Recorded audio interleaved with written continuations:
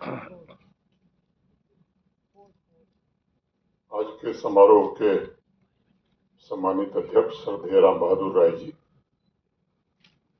मंच पर विराजमान आदरणीय डॉक्टर सच्चिदानंद जोशी जी,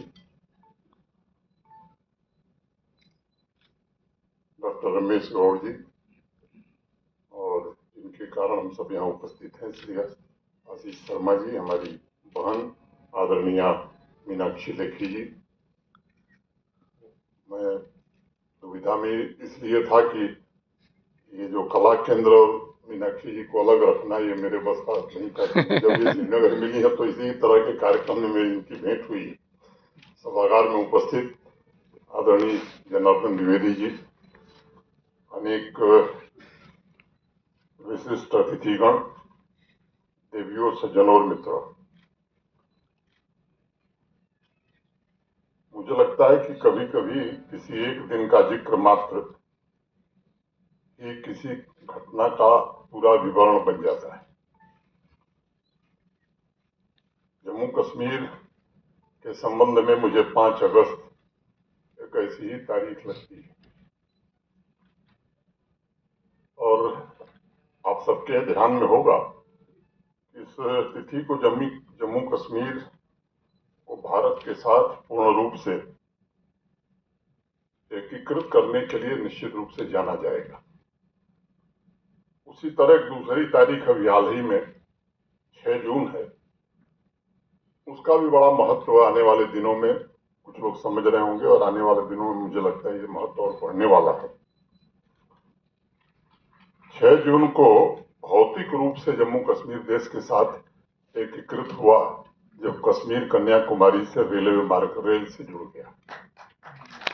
भारत के सम्माननीय प्रधानमंत्री श्री नरेंद्र मोदी जी ने अपने कर कमलों से इस सपने को हकीकत में बदला उस दिन, और जब मैं उनके साथ था तो मेरी स्मृति में अनेक महान व्यक्तित्वों के संघर्ष, त्याग और बलिदान की कहानियां उभर रही थी। 5 अगस्त और 6 जून मैं मानता हूं कि ये राष्ट्र जीवन में सदैव याद रखे जाएंगे, और इन दिनों के साथ हम उन लोगों को भी याद करेंगे जिनके कारण ये 5 अगस्त और 6 जून देश याद करेगा।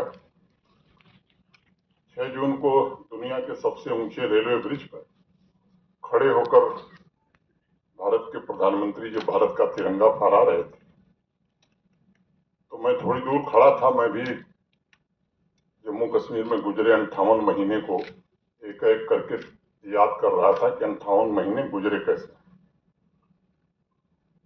आशीष को मैं बधाई दूंगा, उन्होंने अपने कॉफी टेबल बुक के 9वें चैप्टर में चिनाब ब्रिज के फोटोग्राफ को शामिल किया है।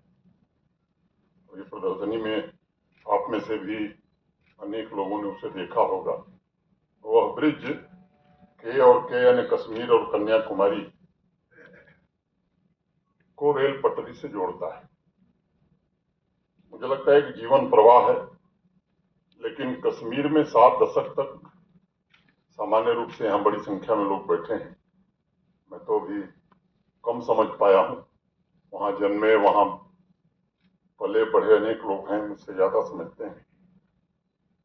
मुझे ये बात समझ में आती है कि 7 दशक तक वहाँ जीवन जड़ था। 5 और 6 ये जो 2 तारीखें हैं, जम्मू कश्मीर को जीवन की अखंड धारा उपलब्ध कराने में मुझे लगता है इनका बड़ा योगदान रहने वाला है। उस बहाव की गति को आशीष शर्मा के फोटोग्राफ्स में हम देख सकते हैं। एक दूसरी बात मैं और जोड़ना चाहूंगा कि ये किताब 2024 में ही बन गई थी।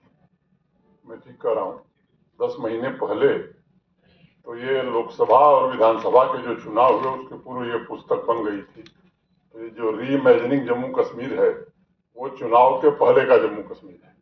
ये मैं इस बात को का जिक्र करना मैं जरूरी समझता हूँ। तो री इमेजिनिंग जम्मू कश्मीर, भाई साहब ने अभी हिंदी में उसे क्या कहा जाएगा, उसके के बारे में बताया है।